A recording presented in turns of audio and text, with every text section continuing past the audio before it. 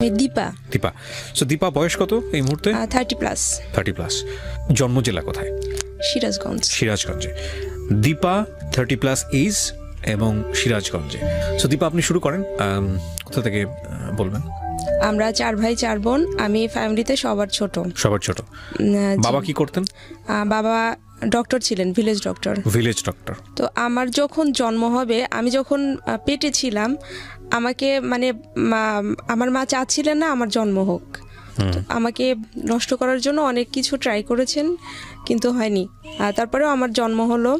তো আমি বড় হওয়ার পরে যেটা শুনলাম, মা প্রায়ই আমাকে বলতেন যে তোর জন্মের সময় তোকে চেয়েছিলাম মেরে ফেলবো, তুই যখন তোর জন্ম হয়নি তখনও ট্রাই করতাম, তারপরে জন্মের পরেও ভাবতাম যে অনেক তার জানা একটা কাহিনী আছে যে কার যেন অনেক বাচ্চা ছিল, তো লাস্টে যে বাচ্চাটা হয়েছে ওটাও মেয়ে। তো মেয়ে হওয়ার পরে ওনাকে ওই বাচ্চাটাকে বারবার গোসল করতে করতে তখনই মেরে ফেলেছিল। তো মা আমাকে প্রায় এই কথাটা বলতেন যে আমি এটাও ভেবেছিলাম যে তোর জন্মের পর আমি এরকম করে তোকে মেরে ফেলবো। তো ছোটবেলা থেকে আমি খুব অবহেলা নিয়ে বড় হয়েছি ফ্যামিলিতে। মানে কেন অবহেলা নিয়ে বড় হয়েছে? অনাকাঙ্ক্ষিত ছিলাম এই জন্য। দাঁড়ান, আমি যেটা বোঝা যাচ্ছি যেটা হলো যে আপনি 2 ভাই 2 বোন। আপনারা? আমরা 4 ভাই 4 বোন। 8 ভাই বোনের সংসার। জি। এবং সবার ছোট হচ্ছে? সবার ছোট। অনাকাঙ্ক্ষিত ছিলেন, যে কারণেই আপনি সবার ছোট, যেহেতু অনাকাঙ্ক্ষিত চাননি, আপনার মা চাইনি আপনি হন, যে কারণে আপনার প্রতি আচরণটা ভালো ছিল না। কিন্তু আমার বাবা নাকি আমাকে ভালোবাসতেন। তো আমি জন্মানোর পরে আমার বাবার ইনকাম নাকি বেড়ে যায় অনেক। বাবা যে পেশাতে ছিলেন ওটা ইনকামটা বেড়ে যায় এবং ওই বছর নাকি আমাদের জমিতে অনেক ফসলও বেশি হতে থাকে। তা এজন্য আমার বাবা অনেক বেশি ভালোবাসতেন আমাকে। মায়ের চেয়ে বাবা সন্তান রহমত এটা বলা হয়, এটা আমাদের ধর্মেই আছে। মায়ের চেয়ে আমার বাবার কাছে আমি বেশি আদর পেতাম, বাবা আমাকে বেশি ভালোবাসতেন। তারপর আমি ছোটবেলা থেকেই আমার পা ব্যথা করে, হাত পা ব্যথা করে, টনসিল ফুলতো। তখন ওই যে বাবার যে ওষুধ ছিল ওই ব্যথার ওষুধটা মাঝে মাঝে খাইয়ে দিতেন। তখন একটু কম মনে হতো, আবার কয়েকদিন পরে হাঁটতে পারতাম না, একটু বেশি হাঁটলেই পা ব্যথা করতো। তারপর হাঁটা ছাড়াও বেশি ব্যথা করতো, এরকম হাত পা ফুলে যেত, ঘন ঘন টনসিল ফুলতো। তো এটা নিয়ে অনেকদিন আমি অসুস্থ ছিলাম, অনেকদিন ভুগেছি এটাতে। তখনও জানতাম না যে এরকম কোনো অসুখ আছে। তারপর এমনি বাবার ওষুধ খাওয়াতেন আমাকে, তখন তো বাবা 94-এ মারা যান। তারপর আমাদের ওই পেশাটা মা দেখতেন, গ্রাম্য চিকিৎসক হিসেবে মা ছিলেন। তো মা আমাকে ওষুধ খাওয়াতেন। তারপর একদিন ডক্টরের কাছে নিয়ে যাওয়া হলো আমাদের উপজেলা স্বাস্থ্য কমপ্লেক্সে। ওখানে একজন ডক্টরকে দেখানো হলো, উনি বললেন শিশু হসপিটালে নিয়ে যেতে। তো ওখানে যাওয়ার পরে ব্লাড টেস্ট করা হলো, উনি বললেন যে রিউমেটিক ফিভার। এবং ওইটা এমন একটা পর্যায়ে চলে গেছে, জীবাণুর মাত্রাটা এত বেশি যে ডাক্তার বলছেন যে এর আগে কোনো পেশেন্টের শরীরে এতটা জীবাণু পাননি আমার যতটা পেয়েছিলেন। ওকে। তো ওখানে 5 বছর ট্রিটমেন্ট করা হয়। বয়স কত তখন আপনার? আমার বয়স কত আমার মনে নেই। আপনি স্কুলে পড়তেন ওই সময়টাতে? স্কুলে পড়তাম বা পড়ার আগে থেকেই তো অসুস্থ শুরু হয়ে গেছে, তার ওই অবস্থায় আপনার স্কুলে যেতে হয়েছে? জি। তারপর আমি ওখানে ট্রিটমেন্ট করতে থাকি। তো একটা পর্যায়ে এসে এত বেশি পরিমাণ ওষুধ খেতে হতো আমাকে, প্রতিদিন 13-14টা ট্যাবলেট খেতে হতো। আর মাসে 1 মাস পর পর 12 লাখ পাওয়ারের একটা ইনজেকশন ছিল, ওইটা আমার শরীরে পুশ করা হতো। এবং ওই ইনজেকশনটা এত বেশি পাওয়ারফুল ছিল যে 1 মাসে যে পাশে নিতাম তারপরের মাসে ওইটা অন্য পাশে নিতে হতো, কোমরে ওইটা ইউজ করা হতো, পুশ করা হতো। তো ওইটা যদি পরপর 6 বার এক পাশে পুশ করা হতো তাহলে ওই সাইডটা পঙ্গু হয়ে যেত। এতটাই পাওয়ারফুল ছিল ওইটা। তো আমার ট্রিটমেন্ট করা হচ্ছে, কোনোভাবেই কোনো কাজ হচ্ছে না, ধীরে ধীরে বেশি হয়ে যাচ্ছে। তো আমি তো তখন ক্লাস 3 থেকে আমি প্রাইমারি স্কুলে ক্লাস 3 পর্যন্ত পড়াশোনা করেছি। তারপর আমাদের গ্রামে মাদ্রাসা ছিল, আমাকে মাদ্রাসায় দেওয়া হলো, ক্লাস 4-এ ভর্তি করে দেওয়া হয়েছিল। তো আমি ধীরে ধীরে পড়তাম, কোনো কিছু মনে রাখতে পারতাম না। ওষুধ খাওয়ার জন্য আমি ওই পড়াশোনা করছি, খুব আগ্রহ ছিল আমার। আমি যখন পড়তে বসছি, হয়তো একটা লাইনের শুরুতে পড়তাম, পরে লাইনের শেষে যে ফার্স্টের কি ছিল ওইটা আমি বলতে পারতাম না। আমার কোনো কিছুই মনে থাকতো না। আচ্ছা। আর তখন মানে আমার মনে আছে আমি যখন ক্লাস 8-9-এ পড়ি, 8-এ পড়ি যখন, তখন মানে আমাদের যে উপজেলাতে যে ডাক্তারকে দেখানো হতো উনি বলেছিলেন যে আমার 2টো কিডনি এবং হার্টের ভাল্বটা একদম ড্যামেজ হয়ে গেছে। আর ওই সময়টা আমাদের গ্রামের অনেকেই রিউমেটিক ফিভারে মারা যায়। তো ভাইয়া তখন, বড় ভাইয়া ঢাকাতে জব করেন, ভাইয়া একদিন বাড়ি গিয়েছেন, মা তখন খুব কান্নাকাটি করছেন যে ওর এরকম অবস্থা। অনেকেরই তো শুনেছি ঢাকাতে নিয়ে ট্রিটমেন্ট করে ভালো হয়েছে, তো ওকে একবার ঢাকাতে দেখানো যায় না? তারপর ভাই আমাকে ঢাকাতে নিয়ে আসেন 99-এ। আচ্ছা। তারপর ঢাকাতে আমার ট্রিটমেন্ট শুরু হয়। আমার উপজেলাতে 5 বছর ওখানে ট্রিটমেন্ট করার পরে যখন একদমই খারাপ অবস্থা, কোনোভাবে ডেভেলপ হচ্ছিল না, তখন আমাকে ঢাকাতে নিয়ে এসে ট্রিটমেন্ট শুরু হয়। তারপরে এখানেও সেম অবস্থা, আমার অনেক ওষুধ খেতে হতো এবং প্রতি মাসে আমাকে ইনজেকশন নিতে হতো। আর প্রতি মাসে আমাকে এখানে চেক আপ করানো হতো।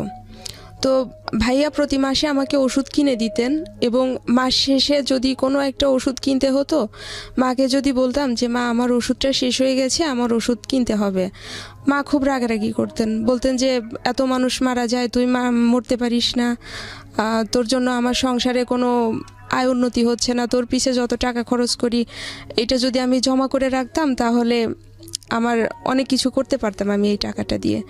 উইথ ডিউ রেসপেক্ট, আমি এখানে একটা কথা বলি, মাদেরকে নিয়ে দুনিয়াতে আসলে কোনো আলোচনাই হয় না, সমালোচনাই হওয়া উচিত না। জি।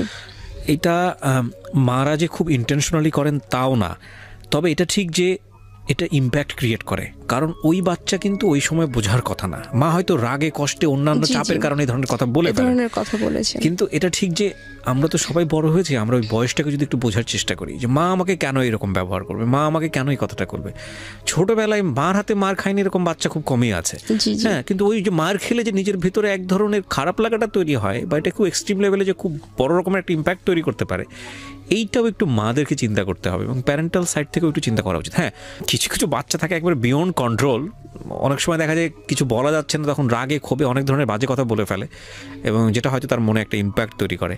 তবে এটা ঠিক যে আপনি যেটা বলছেন সেটা খুব দুঃখজনক। তবে আমি কেন জানি বলতে চাই যে আসলে মা তো মা হয়তো ওইটা মিন করে বলেননি, যাই হোক বলেন তারপর। তবে আমার আপুকে আমার চেয়ে বেশি ভালোবাসতেন, এগুলো চোখে লাগে খুব। হ্যাঁ, মানে মা বলতেন যে আমার যে সন্তানরা আছে তাদের মধ্যে আমি আমার বড় ছেলেকে সবচেয়ে বেশি ভালোবাসি আর সেজো মেয়েকে সবচেয়ে বেশি ভালোবাসি। এনাদের দুজনকে নাকি মা আল্লাহর কাছ থেকে চেয়ে এনেছেন, এরকম বলতেন। তো আমি মানে ওই অসুস্থ থাকতাম, আর মানে ফ্যামিলিতে ছোট হলে ছোটরা সবসময় বেশি সাপোর্ট পায়, সবকিছু বেশি পায়, এটা আমি কখনোই পেতাম না। তো মা বলতেন যে তুমি তো হাঁটতে পারো না, তোমাকে বাহিরে দেব কি করে, তোমাকে এই গ্রামের মাদ্রাসাতেই পড়তে হবে। তো পড়তাম, আমি খুব আগ্রহী ছিলাম পড়াশোনাতে, যদিও ভালো স্টুডেন্ট ছিলাম না। আমার স্কুলে যখন পড়তাম ওই 7-8-এ 5-এ আমার বই ওইভাবে কিনে দেওয়া হতো না, আমাকে যে যতগুলো সাবজেক্ট আছে সবগুলো বই কিনে দিবে এইভাবে দিত না, মানে আমার প্রতি কারো কোনো আগ্রহ ছিল না। পরে আমাদের গ্রামে যে ফ্রেন্ডরা ছিল ওদের কাছ থেকে আমি বই নিয়ে পড়তাম এবং শর্ত ছিল যে পরীক্ষার দিন ওদেরকে দেখাতে হবে। ওদের কাছ থেকে বই নিয়ে পড়তাম। আমি পরীক্ষার সময় একটা ছিটে 3 জন করে বসা হতো, আমি মাঝখানে বসতাম আর 2 জন 2 পাশে বসতো, ওরা আমারটা দেখে লিখত। আমি যখন এসএসসি পরীক্ষা দেই 2001 সালে 2টো সাবজেক্টে ফেল করি, আরবিতে এবং অঙ্কতে। ফেল করার পরে 2002 সালে আমি আবার 2টো সাবজেক্ট পরীক্ষা দেই। পরীক্ষা দেওয়ার পরে তখন আবার আমি অঙ্কে পাশ করি, আরবিতে ফেল করি। 2002 সাল থেকে একটা নিয়ম চালু ছিল যে কেউ এক সাবজেক্টে ফেল করলে কলেজে ভর্তির সুযোগ পাবে। তো আমাকে কলেজে ভর্তি করে দেয়া হয় যে ইয়ার লস দিব না, তুমি কলেজে ভর্তি হও। তো কলেজে ভর্তি হলাম, হওয়ার পরে 1 বছর ক্লাস করলাম। আমি আবার এসএসসি পরীক্ষা দিলাম, আমি আবারও একটা সাবজেক্টে ফেল করলাম। ফেল করার পরে আমার কলেজের ভর্তিটা বাতিল হয়ে গেল। মানে কয়বার ফেল করলেন পরপর? 3বার। 3বার ফেল করলেন। মানে এমন যে ছিল যে আপনি পড়াশোনা করতেছেন কিন্তু আপনি মনে রাখতে পারতেছেন না? আমি মনে রাখতে পারছি না। আমি খুব পড়তাম, মানে সব সময় হয়তো বসে কোনো কাজ করছি, আমার পাশে বইটা খোলা আছে, আমি পড়ছি। মানে ও চেষ্টা করছে কিন্তু গিভ আপ করে নাই, ফেল করে যাচ্ছে কিন্তু সে আমি হাল ছাড়েনি। তারপর যখন আমার এসএসসি রেজাল্ট হতো আমি ফেল করতাম, মা খুব বকাঝকা করতেন যে তোর জন্য আমি সমাজে মুখ দেখাতে পারি না, তুই মরে যেতে পারিস না। মানে আমার ফ্যামিলিতে আমার কাজিন যারা ছিলেন ওনারা ভালো স্টুডেন্ট। প্রতি বছর এই এই এই বিশেষ সময়টা তাহলে ওর মনটা কেমন থাকতো? ও সারা বছর চেষ্টা করছে বা পারছে না। যাই হোক, আমাদের প্যারেন্টাল জায়গাগুলো ডেভেলপ করা উচিত। অনেক সময় আমি সুইসাইড করার জন্য ট্রাই করেছি, কেন জানি হয়নি। তারপরে পড়াশোনা চালিয়ে যেতাম। তো আমার ভাইয়া ভাবি দেশের বাইরে থাকতেন, ভাইয়া ভাবি মাকে চিঠি লিখতেন যে ও যে বেঁচে আছে এই তো অনেক কিছু, ওকে কখনো প্রেশার দিয়েন না, ও নিজের ইচ্ছা মতো যতটুকু পড়াশোনা করতে পারবে করবে। আবার রেজাল্টের সময় মা আবার রাগারাগি করতেন। তখন আমার সেজো কাকা ছিলেন, আমার কাকা মাকে খুব বোঝাতেন যে দেখেন ও যে আগ্রহ করে পড়াশোনা করে এই তো অনেক কিছু, ওর তো বেঁচে থাকারই কোনো কথা না। তো এইভাবে চলতে থাকে। তারপর 2003 সালে আমি এসএসসিতে আবার ফেল করার পরে মাকে বললাম যে আমি পড়াশোনা করব, তবে মাদ্রাসাতে পড়বো না, আমি মাদ্রাসার পড়াটা পারছি না, আরবিটা, তো আমি হাই স্কুলে ভর্তি হব। মা বললেন যে হাই স্কুল তো আবার দূরে, তোমাকে বাহিরে যেতে হবে, তুমি তো হাঁটতে পারো না তখনও ঠিক মতো, মানে হাঁটলেই ব্যথা করে। তো তারপরে ওই সময় আমার এক রিলেটিভ একটা হাই স্কুলে জব করেন 2004 সালে। ওই সময় হচ্ছে আমাদের উপজেলাতে যে হাই স্কুল ছিল ওখানে ভর্তির ব্যাপারে আমার আপু কথা বলতে গিয়েছেন। তো ওই ভাইয়া আমাদের বাড়িতে এসেছেন, আসার পরে বলছেন যে আমার স্কুলে ক্লাস 9-এর রেজিস্ট্রেশন চলছে, তো আমার নামে একজন স্টুডেন্টের নাম ছিল, বলছেন যে ওই নামে আমি রেজিস্ট্রেশন করেছি, ওকে অন্য স্কুলে দেওয়ার দরকার নেই। তো আমি বললাম যে আপনার স্কুলটা তো বেশি দূরে, আমি ওইখানে যেতে পারবো না, আর আমি ওইখানে পড়বো না। ভাইয়া বললেন যে না, তোমার ক্লাস করতে হবে না, তুমি শুধু এসএসসি পরীক্ষাটা দিও। তো বললাম যে ঠিক আছে। তো তখন বই টই নিয়ে বাড়িতে পড়ি। তো আমি তো সারা জীবন মাদ্রাসায় পড়ে এসেছি, ক্লাস 4 থেকে এসএসসি পর্যন্ত। তো তখন মানে বুঝতে পারছিলাম না, অঙ্কটাও জটিল লাগে, ইংলিশটাও জটিল লাগে। 3 মাস কোচিং করলাম। কোচিং করার পরে আমি হাই স্কুল থেকে আবার পরীক্ষা দিই 2005-এ। ওখানে পরীক্ষা দেওয়া আমি আবার অঙ্কে ফেল করি। আচ্ছা, অঙ্কে ফেল করার পরে তারপর প্রাইভেট পড়তাম। মানে 4 বার ফেল হলো? 4 বার ফেল হলো। এসএসসি 4 বার? এসএসসি 4 বার। আমার গ্রামে একজন টিচার ছিলেন, প্রাইমারি স্কুলের টিচার, ওনার কাছে আমাদের ফ্যামিলি সবাই প্রাইভেট পড়তো। তো আমি স্যারের কাছে প্রাইভেট পড়তাম অঙ্ক। উনি আমাকে এমনভাবে অঙ্ক করাতেন, আমি কিছু না বুঝলেও ওই মুখস্থ করে ফেলতাম অঙ্ক করতে করতে। ওকে। তো এইভাবে আমি 2006 সালে এসএসসি পাশ করি। আপনি শেষমেশ পাশ করলেন? শেষমেশ 5 বারের বার গিয়ে না 6 বারের বার? 5 বারের বার। 5 বারের বার। আচ্ছা, 5 বারের বার আমি এসএসসি পাশ করি। তো এসএসসি পাশ করার পরে আমার কখনো মনে হয়নি যে একবার ফেল করি, 2 বার ফেল করছি, লেখাপড়া বন্ধ করে দেই, 3 বার ফেল করেছি? না, আমার এটা মনে হতো না। সবাই যখন আমাকে নিয়ে হাসাহাসি করতো, গ্রামের অনেকেই বলতো যে ও জীবনে কোনোদিন পাশ করতে পারবে না, ও যদি কখনো পাশ করে আমার হাতের তালু দিয়ে গাছ বের হবে। একটা জিনিস মনে রাখবেন, এই মেয়েটা যে চেষ্টাটা করছে, এই চেষ্টাটা কারণে সে 5 বার পর্যন্ত যেতে পেরেছে, এটাকে যেন আমরা বড় করে দেখি, 1। আর 2 নম্বর হচ্ছে যে ও যে উইকনেস ফেলটা করছে, এই ফেলটার কারণটা হচ্ছে হলো ওর ছোটবেলায় যে বিশাল রকমের একটা অসুখ হয়েছিল, সেই অসুখটা, এবং যার কারণে ওর মেমোরিটা লাস্ট করে না। মানে পড়ছে, কিন্তু পড়তে গেলেও সারাদিন পড়ছে কিন্তু মনে রাখতে পারে না। ও যেটা বলছিল একটু আগে, যে একটা বাক্য পড়ে শেষ মাথায় আসতে আসতে বাক্যের প্রথমে কি আছে সেটা আমি মনে রাখতে পারি না। যাই হোক, সেখানে আসলে কারোরই কোনো কন্ট্রিবিউশন ছিল না, নট ইভেন ফ্যামিলি। ও নিজের চেষ্টায় 5 বারের গিয়েও পাশ করেছে। তারপর আমার ভাবি বললেন যে তুমি এবার এসএসসি পাশ করলে তুমি কি পড়বা? মার ইচ্ছা ছিল ডিপ্লোমাতে ভর্তি করবে। তা আমি বললাম যে মা, আমার তো সাহিত্য নিয়ে অনার্স করার ইচ্ছে, আমি যদি ডিপ্লোমা পড়ি আমি অনার্স করতে পারবো না। আমি কলেজে ভর্তি হই। ওই ফার্স্টে ফেল করার পরে যে কলেজে ভর্তি হয়ে আমি কলেজ থেকে বের হয়ে আসি, আমি এসএসসি পাশ করার পরে ওই কলেজে আবার ভর্তি হই। ভর্তি হওয়ার পরে ওই কলেজে পড়াশোনা করতাম। আগে যে স্যাররা ছিলেন 2002 সালে 2006 সালে ওই স্যাররা আছেন।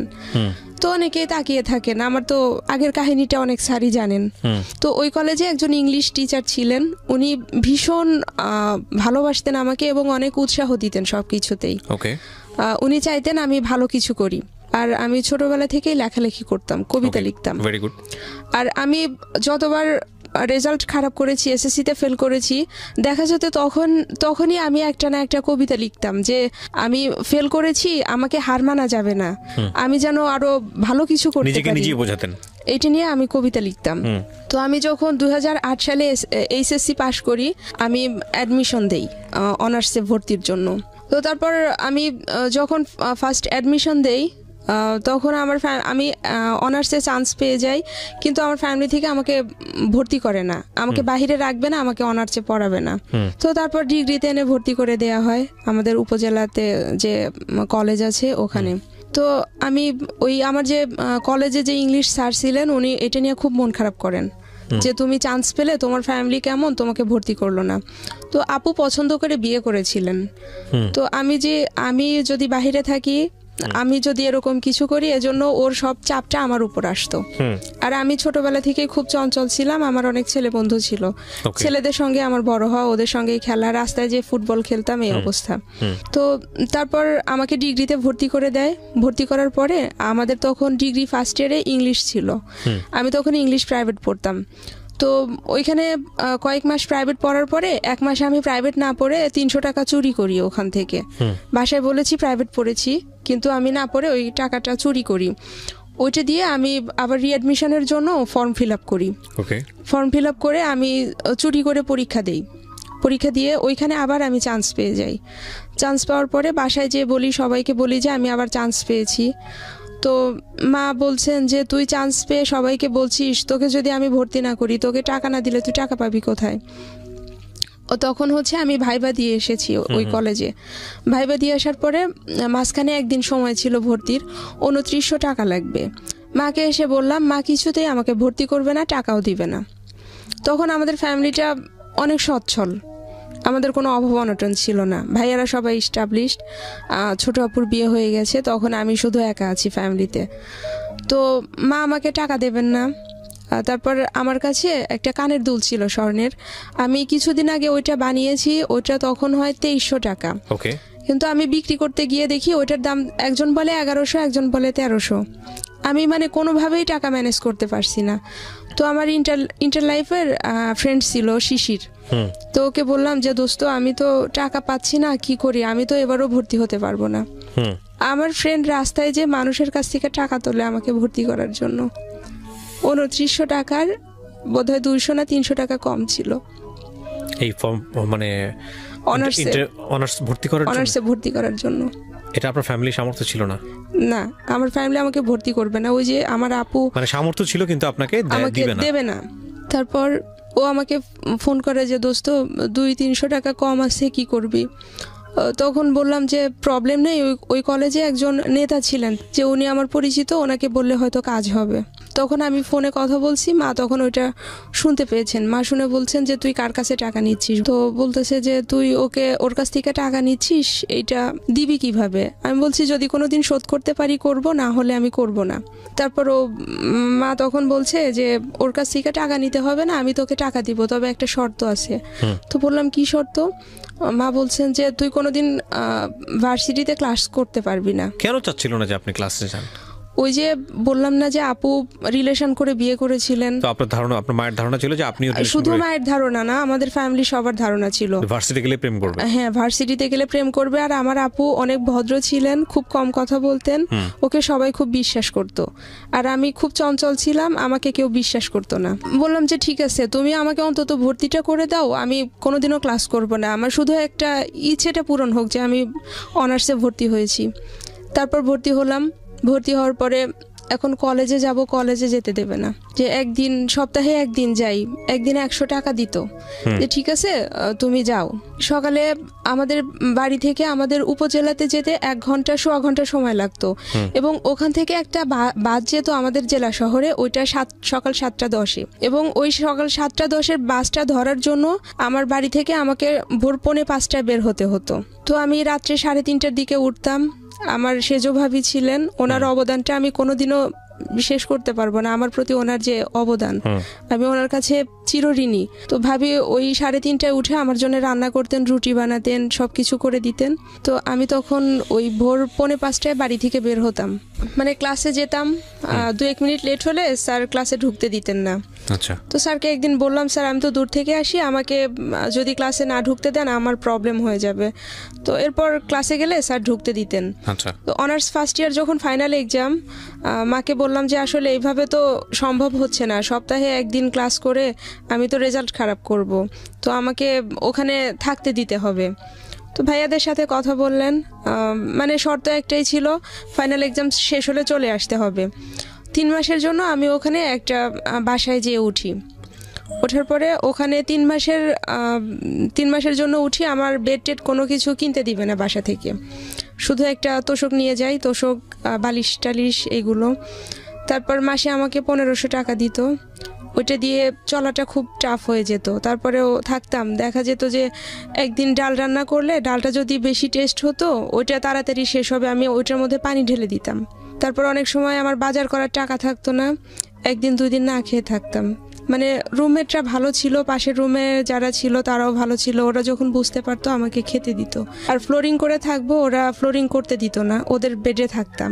এভাবে থাকতে থাকতে একদিন একজন বলেই ফেললো যে তোর তো কিছুই নেই, থাকিস আমার বেডে, টেবিল ইউজ করিস আন্টিরটা, তুই আসলে কি এরকম। তারপর মানে খাওয়া দাওয়ার জন্য অনেক সময় কথা শোনাতো যে তুই তো জীবনে কোনোদিন মাছ কিনিস না, সবসময় শুটকি খাস। তো এভাবে আমি অনার্স ফার্স্ট ইয়ার এক্সামটা কমপ্লিট করি। তখন বাসা থেকে বলে যে চলে আসো, আর ওখানে থাকতে হবে না। তারপরেও আমি জোর করে থাকি। তারপর আমি এক্সাম হলে বসে আছি, মানে খুব শক্ত করে সব কিছু ধরে আছি যেন কেউ বুঝতে না পারে। তো ওরকম থাকতে থাকতে খাতা দিয়েছে, আমি কোনো রকম নামটা লিখে সব কিছু ফিল আপ করেছি।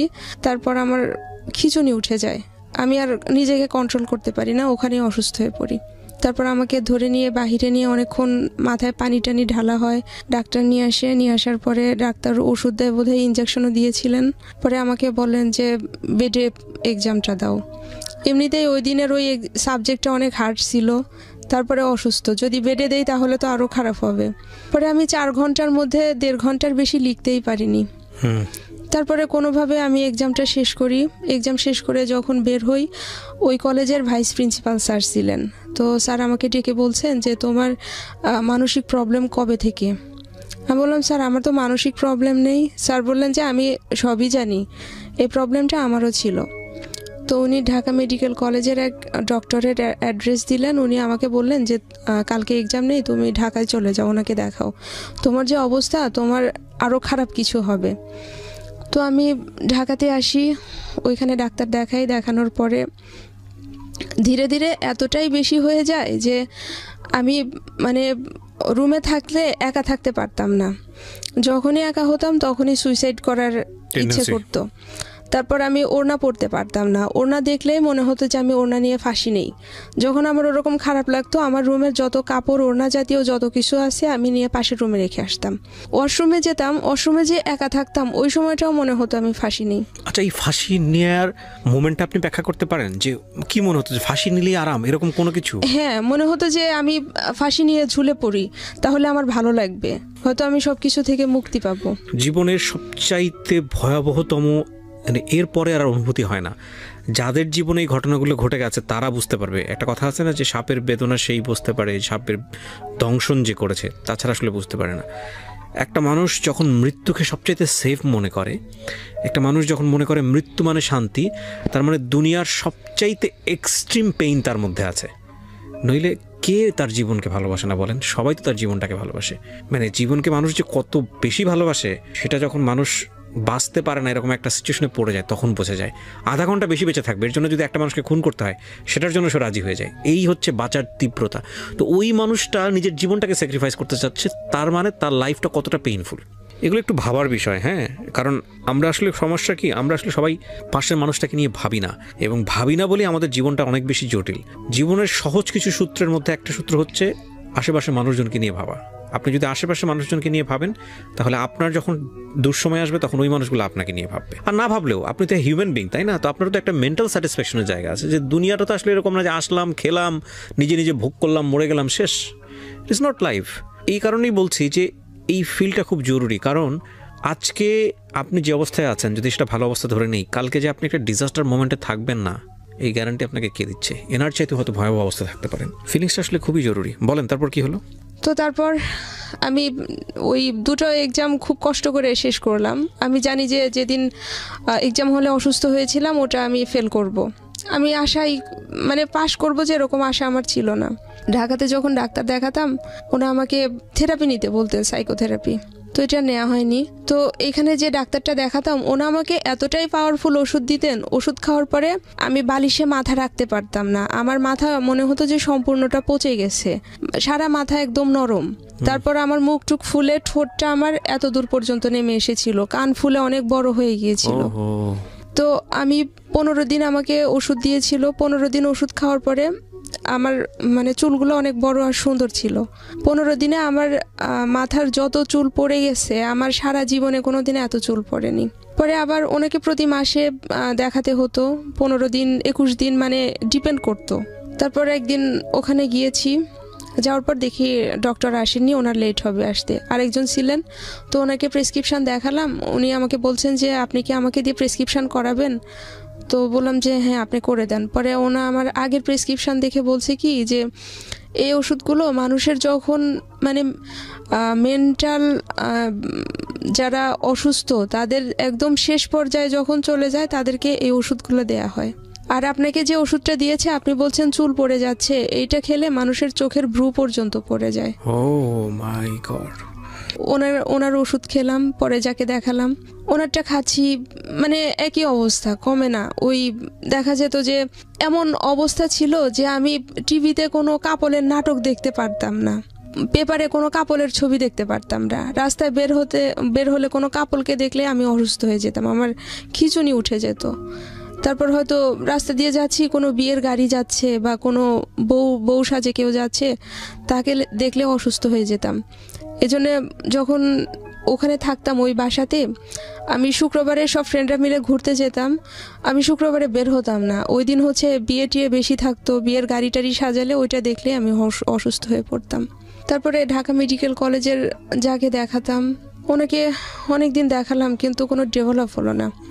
পরে আমি এখন বঙ্গবন্ধু মেডিকেল কলেজে একজন সাইকিয়াট্রিস্টকে দেখাচ্ছি, ওনাকে দেখিয়ে আমার অনেকটা ডেভেলপ হয়েছে। আমি এখন জব করছি, ভালো আছি। জবটা কবে হলো আপনার? জবটা হয়েছে আমার 2018 নভেম্বরের 15 তারিখে। 2018 নভেম্বর 15 তারিখে ঢাকাতেই? জি, একটা প্রাইভেট কোম্পানিতে আছি। আপনি বাংলায় পড়েছেন কিন্তু আপনি কাজ করছেন অন্য ডিফারেন্ট এরিয়াতে। তো নিজেই আর্ন করছেন, নিজের সংসার চালাচ্ছেন, নিজের যে সংসার বলতে পারেন ব্যাচেলর লাইফ। জি জি, বিয়ে শাদী হয়নি এখন পর্যন্ত? জি না।